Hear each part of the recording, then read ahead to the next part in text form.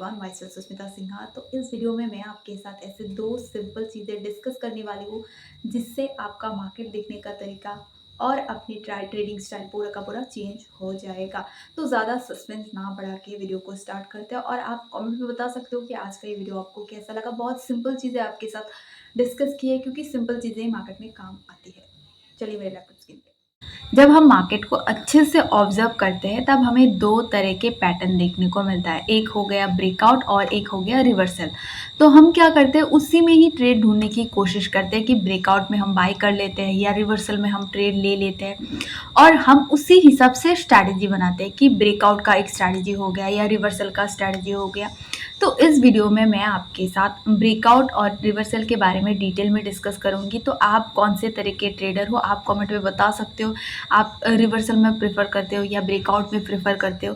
तो अगर आपने मार्केट का पूरा स्ट्रक्चर समझ लिया तो आपको समझ में आएगा कि मार्केट अभी रिवर्स कर सकता है या मार्केट में अभी ब्रेकआउट हो सकता है। तो अगर हमें ब्रेकआउट में ट्रेड करना है तो ब्रेकआउट्स के कौन से पैटर्न हैं और ब्रेकआउट के प्रोज एंड कॉन क्या क्या है, कहाँ पे एंट्री होता है, एंट्री अगर हम कर लेते हैं उसका रिस्क रिवॉर्ड कितना होता है या उसका टारगेट कितना होता है। ठीक उसी तरह रिवर्सल का भी पैटर्न क्या क्या है उसी में डिस्कस करेंगे और साथ ही साथ इसका भी प्रोज एंड कॉन हम डिटेल में डिस्कस करेंगे। ठीक है, तो पहले हम समझ लेते हैं कि मार्केट को अगर आप अच्छे से ऑब्जर्व करते हो, मैं आपको डायरेक्ट मार्केट में ले जाती हूँ ताकि आपको क्लियर हो। तो मैं आपको अगर ये रहा रिलायंस का स्टॉक्स, मैं स्टॉक्स में दिखा देती हूँ। ठीक है, तो रिलायंस को अगर हम अच्छे से ऑब्जर्व करें, यहाँ से अगर हम अच्छे से ऑब्जर्व करें तो यहाँ पे क्या हुआ, यहाँ पे रिलायंस ने ब्रेकआउट दिया। ठीक है, यहाँ पे रिलायंस ने ब्रेकआउट दिया। ब्रेकआउट देने के बाद रिलायंस ऊपर गया। अगर हम इसको अच्छे से ऑब्जर्व करें, आप इसको निफ्टी और बैंक निफ्टी में भी दिखा सकते हो। तो मुझे जो सही लगा मैं वही दिखा रही हूँ। तो ये ऊपर गया, ऊपर जाने के बाद यहाँ से क्या रिलायंस ने रिवर्स किया, तो ये हो गया पूरा रिवर्सल। तो ठीक उसी तरह फिर नीचे आया, फिर हमें एक टारगेट दिया। अभी क्या कर रहा है, कंसोलिडेशन में है। अगर ये लेवल ब्रेक करता है 1420 लेवल, तो यहाँ पे हमें एक ब्रेकआउट देखने को मिलता है। तो ये देख के हमें क्या लग रहा है कि मार्केट दो तरीके से चलता है।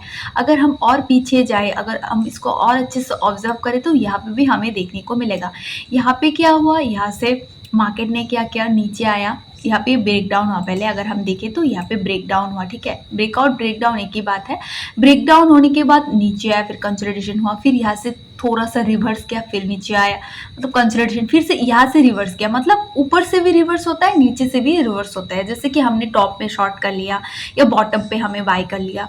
फिर यहाँ पे क्या हुआ, ये जो बार बार रेजिस्टेंस वो फेस करा था, फाइनली उसने ब्रेकआउट कर दिया।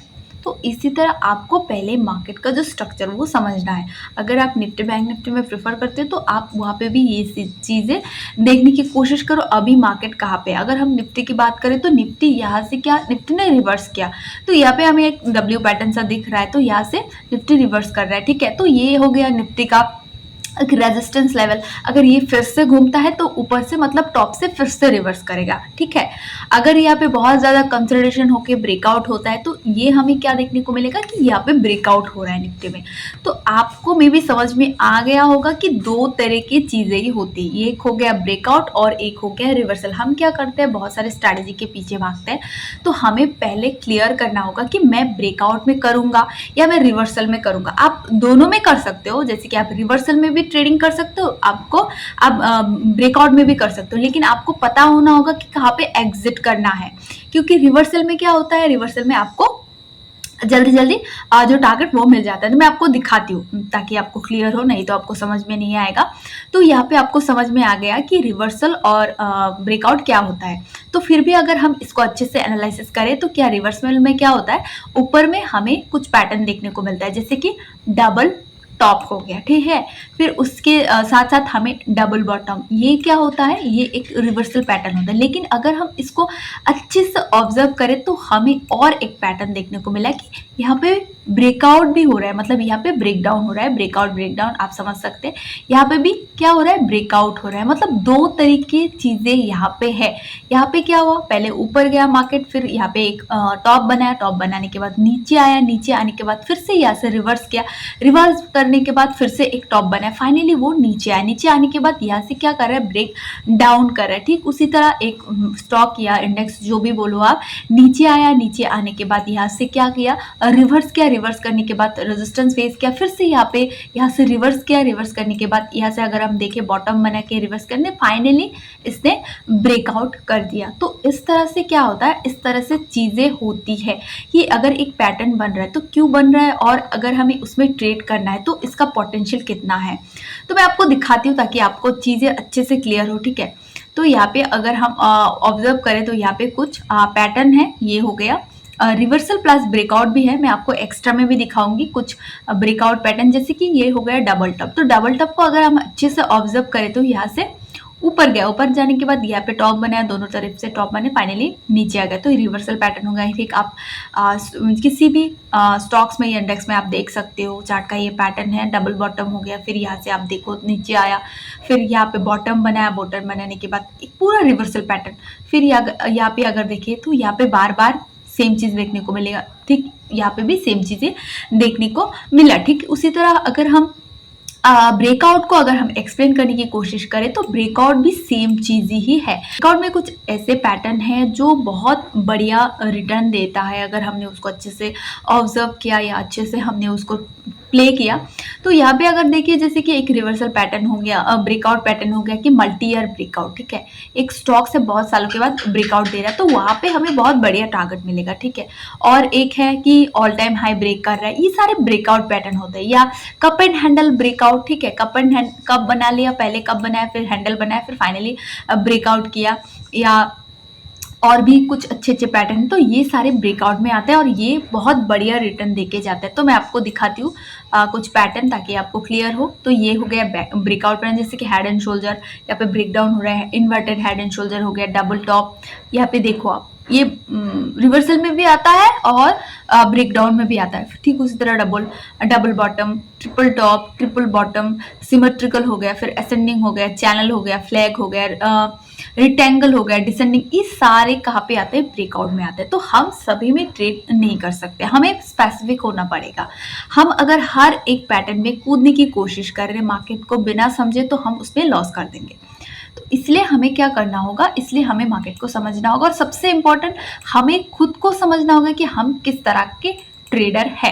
तो अभी मैं आपके साथ डिस्कस करूंगी मोस्ट इंपॉर्टेंट पॉइंट कि इसमें क्या क्या प्रोज एंड कॉन है, क्योंकि हमें अगर पता ही नहीं है प्रोज एंड कॉन क्या क्या है तो हम क्या करेंगे, कंटिन्यूअसली सेम चीज़ें रिपीट करते रहेंगे। तो पहले हम देखते हैं कि रिवर्सल पैटर्न। तो रिवर्सल पैटर्न में हमें एक डबल टॉप हो गया या एक डबल बॉटम हो गया, ये सारे रिवर्सल में आते हैं। तो अगर हम इस पे यहाँ पे ड्रॉ करें, जैसे कि डबल बॉटम ही हो गया, मार्केट अभी बुलिश है तो मैं इसका एग्जांपल दे रही हूँ। ठीक है, तो यहाँ पे क्या हुआ, मार्केट ने रिवर्स किया। तो यहाँ पे क्या होता है, सबसे इंपॉर्टेंट पॉइंट, यहाँ पे अगर आपने यहाँ पे एक बुलिश कैंडल देख के आपने अगर एंट्री कर लिया, यहाँ पे बहुत सारे लोग बॉटम पे करते हैं, बॉटम पे बहुत सही रहता है, तो आपको यहाँ पे एंट्री मिल गई। सबसे इंपॉर्टेंट क्या होता है, इसका जो एसएल बहुत छोटा होता है। एसएल मतलब बहुत मिनिमम होता है, आप छोटे एसएल रख के टारगेट रख सकते हो। और सबसे इंपॉर्टेंट, इसमें आपको बहुत ज़्यादा रेजिस्टेंस देखने को मिलेगा। तो इसका जो टारगेट कभी कभी बड़ा देखने को मिल जाता है अगर मोमेंटम में चल गया, लेकिन अगर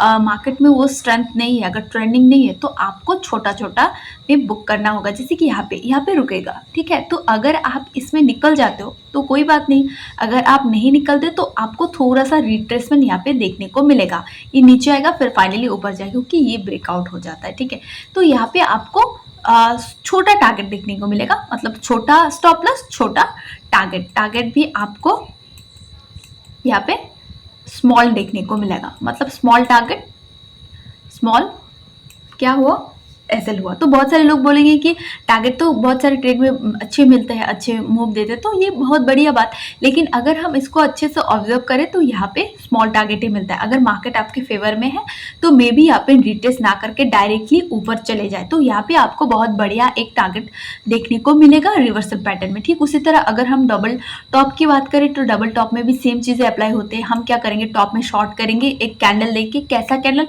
हम वहाँ पे डोजी कैंडल भी देख सकते हैं, और हम क्या ऑब्जर्व करेंगे, वहाँ पे एक बेयरिश कैंडल भी हम देख सकते हैं कि एक बेयरिश कैंडल बन गया, जैसे कि इंगल्फिंग कैंडल बन गया, बियरिश इंगल्फिंग कैंडल, तो हम वहाँ पे शॉर्ट कर सकते हैं। हम उसके कैंडल के हाई पे हम स्टॉप लॉस रख के हम क्या कर सकते हैं, उसके नेकलाइन पे हम निकल सकते हैं टारगेट रख के। या अगर हमें लग रहा है कि यहाँ से और मूव कर सकता है, मार्केट का डायरेक्शन भी सही है, मतलब मार्केट कंटिन्यूअसली फॉल हो रहा है, तो वो अपनी स्टॉप लॉस ट्रेल करके एक सही रेजिस्टेंस पे हम निकल सकते हैं। तो ये हो गया रिवर्सल का प्रोज एंड कॉन, ठीक है, मतलब बाय कहाँ पे करना है और सेल कहाँ पे करना है, ये होता है। लेकिन अगर हम इसका एडवांटेज की बात करें तो यहाँ पे सबसे इम्पॉर्टेंट पॉइंट ये होता है कि आपका रिस्क कम होता है। तो ये हो गया इसका एडवांटेज। अगर हम डिसएडवांटेज की बात करें तो यहाँ पे क्या होता है, आपको बहुत ज़्यादा रेजिस्टेंस देखने को मिलेगा। अगर आपने एक ट्रेड ले लिया या अगर आप शॉर्टिंग में जा रहे हो तो आपको बहुत ज़्यादा सपोर्ट देखने को मिलेगा, क्योंकि मार्केट नीचे से जा रहा है ना। तो अगर कोई चीज़ नीचे से जा रहा है तो ऊपर बहुत सारे रेजिस्टेंस होते हैं। तो यहाँ पे ये चीज़ें होती है, तो आपको ये समझना होगा, क्योंकि यहाँ पे क्या हो रहा है, ये नीचे से जा रहा है, मतलब रिवर्स हो रहा है, तो उसको बहुत हार्ड होगा जाने में। कोई चीज़ नीचे से उठ के जा रहा है, आप सोचो कितना उसको पुश देना होगा।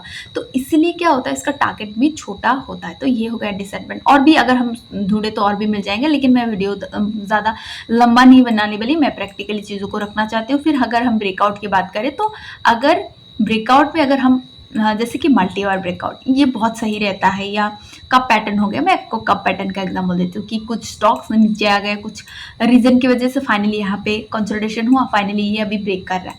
यहाँ पे क्या होगा, यहाँ पे एक पहला उसका रेजिस्टेंस होगा, फिर फाइनली यहाँ पे एक क्या बनाएगा, हैंडल बनेगा, फाइनली ये ब्रेक करेगा। तो इस तरह प्रॉपर इस तरह नहीं दिखेगा चार्ट पे, कुछ अलग दिखेगा, लेकिन हमें समझना होगा। तो अगर हम इस पैटर्न की बात करें तो यहाँ पे क्या हो रहा है, यहाँ पे हमारे यहाँ पे एंट्री हो रहा है, यहाँ पे हम एंट्री कर रहे हैं, लेकिन यहाँ पे क्या हो रहा है, हमारा स्टॉप लॉस थोड़ा सा ज़्यादा हो रहा है, क्योंकि यहाँ पे क्या हो रहा है, हम स्विंग लो के नीचे हम स्टॉप लॉस रख रहे हैं, ठीक है। तो यहाँ पे हमारा बिग एसएल हो गया और हमारा जो टारगेट वो भी बड़ा हो रहा है, मतलब हम स्टॉप लॉस भी बड़ा रखेंगे, बड़ा मतलब उतना भी बड़ा नहीं, और हमारा टारगेट भी बड़ा होगा। इसके रेंज कैलकुलेशन करना होगा, कैलकुलेशन करने के बाद कितना होता है उसके हिसाब से हम इस पर टारगेट डिसाइड करेंगे। तो ये हो गया मेन इंपॉर्टेंट चीज़। तो यहाँ पे हमें क्या देखने को मिल रहा है, अगर हम इसका प्रोज एंड कॉन की बात करें तो यहाँ पे हमारा जो स्टॉप लॉस वो बड़ा हो रहा है और हमारा टारगेट भी बड़ा हो रहा है। लेकिन अगर हम एडवांटेज की बात करें तो टारगेट हमें बड़े मिल रहे हैं। अगर और एक एडवांटेज की बात करें तो यहाँ पे मोमेंटम हमें देखने को मिला। अगर आपने मल्टी ईयर ब्रेकआउट में ट्रेड कर लिया या रेंज ब्रेकआउट में ट्रेड कर लिया तो आपको क्या मिलेगा, मोमेंटम मिलेगा। अगर आप उस पर ऑप्शंस या फ्यूचर करना चाहते हो तो बहुत बढ़िया चीज़, आपको मोमेंटम में अच्छे प्रीमियम मिल जाएंगे, लेकिन रिवर्सल में उतना नहीं मिलता है, लेकिन आपको ब्रेकआउट में मिल जाएगा। तो अगर मैं अपनी बात करूँ पर्सनली, मैं ब्रेकआउट प्रेफर करती हूँ, मुझे ब्रेकआउट सही लगता है क्योंकि इसमें मोमेंटम मिलता है। अगर आपने एक ट्रेड ले लिया, अगर फटाफट से आपका टारगेट मिल रहा है, मतलब छोटे स्टॉप लॉस के साथ, तो बहुत बढ़िया चीज़ है। लेकिन आपने एक ट्रेड ले लिया और ट्रेड जा ही नहीं रहा, मतलब चल नहीं रहा, तो उसमें मज़ा नहीं आता। तो मुझे मोमेंटम चाहिए, कहीं भी हो, कंसोलिडेशन हो रहा है, ब्रेकआउट हो रहा है, कब ब्रेकआउट हो रहा है, मल्टी ईयर ब्रेकआउट हो रहा है, कुछ भी हो रहा है, मतलब ब्रेकआउट चाहिए। अगर ब्रेकआउट हो रहा है तो सही मोमेंटम मिलेगा। तो मैं ब्रेकआउट प्रेफर करती हूँ। तो आप क्या प्रेफर करते हो, आप कमेंट में बता सकते हो। और मोस्ट इंपॉर्टेंट चीज़, हमें पहले इसको आइडेंटिफाई करना आना होगा कि कहाँ पे ब्रेकआउट हो रहा है और कहाँ पे रिवर्सल हो रहा है। हमें आइडेंटिफाई करना होगा कि हम कहाँ पे ट्रेड ले सकते हैं। हमें अगर कप में लेना है तो हम अगर कप में लेते हैं तो उसके हिसाब से हमें टारगेट डिसाइड करना होगा, रेंज के हिसाब से। अगर हम रिवर्सल में, जैसे कि डबल टॉप हो गया, डबल बॉटम में हम ले रहे हैं, तो हमें क्या करना होगा, उसका जो नेकलाइन होता है यहाँ पे भी आप कर सकते हो। अगर यहाँ पे आप ट्रेड ले रहे तो ये पूरा रेंज कैलकुलेशन होगा, तो ये ब्रेकआउट में आ जाता है। लेकिन आप रिवर्सल में कर रहे हो तो ये पहला जो रेजिस्टेंस, यही आपका क्या हो जाता है, आपका टारगेट हो जाता है। तो मैं आपको अगर एग्जांपल दिखाऊँ तो एग्जांपल तो बहुत सारे हैं। अगर हम ले जाए तो निफ्टी बैंक निफ्टी में मिल जाएगा। हम अगर नोटिस करें तो यहाँ पे अगर आप देखो, यहाँ पे क्या हुआ, कंसोलिडेशन हुआ, ठीक है। तो यहाँ पे हमें क्या देखने को मिला, एक शार्प रिवर्सल देखने को मिला है। लेकिन मार्केट यहाँ पे रुका, ठीक है, हमने यहाँ पे प्रॉफिट बुकिंग किया। अगर आपने किया तो ठीक बात है, फिर कंसोलिडेशन हुआ। अगर आपको रिवर्सल में ट्रेड करना है तो अगर और आप स्टॉप लॉस ट्रेलिंग ठीक लगता है आपको, आपके अंदर पेशेंस है, तो आपको बड़ा टारगेट मिलेगा। अगर आपके अंदर पेशेंस नहीं है और मार्केट भी उतना अच्छा से नहीं चल रहा है तो आपका स्टॉप लॉस हिट होगा। तो ये हमें समझना होगा। मार्केट इतने अच्छे से मूव किया क्योंकि अभी ठीक ठाक से चल रहा है, लेकिन कभी कभी क्या होता है, हम रिवर्सल में ट्रेड ले लेते हैं और मार्केट पूरा ख़राब हो जाता है, फिर हमें छोटा टारगेट लेके निकलना पड़ता है। लेकिन अगर मार्केट सही है तो आप स्टॉप लॉस ट्रेल करके अपने टारगेट को बढ़ा भी सकते हो। तो ये हो गया उसका पॉजिटिव पॉइंट। तो मार्केट का डायरेक्शन पहले हमें जानना होगा। इसके ऊपर मैं एक वीडियो भी बनाऊंगी कि मार्केट खुलने से पहले हमें कैसा प्रिपरेशन करना चाहिए, ताकि आपको क्लियर भी हो और चीज़ें समझ में भी आए, ताकि आप उस हिसाब से प्रिपरेशन भी कर सको। ठीक है, तो और भी अगर हम स्टॉक्स देखें जैसे कि JSW स्टील, ठीक है, तो ये कंटिन्यूअसली ऊपर जाए, तो ये हो गया रिवर्सल पैटर्न। अगर हम यहाँ से बात करें, यहाँ से क्या हुआ, मार्केट ऊपर गया, ऊपर जाने के बाद यहाँ पे फाइनली ब्रेकआउट दिया। आप अगर देखो ब्रेकआउट कंसोलिडेशन हुआ, ब्रेकआउट हुआ, अभी कंटिन्यूअसली ऊपर जा रहा है ब्रेकआउट होने के बाद। तो इस तरह से आप बड़े टाइम फ्रेम में चीज़ों को देखो। मैं तो डेली में देख रही हूँ, वीकली या मंथली में चीज़ों को देखो, ऑब्जर्व करो, आपको क्या सही लगता है और क्या गलत लगता है, आप चीज़ों को नोट डाउन करो, फिर उसके हिसाब से स्ट्रैटेजी बनाओ। तो आप ब्रेकआउट में भी स्ट्रैटेजी बना सकते हो या रिवर्सल में, या दोनों में आप कर सकते हो, आपके ऊपर डिपेंड करता है। आज का वीडियो आपको कैसा लगा आप कमेंट में बता सकते हो। इतना ही, थैंक यू।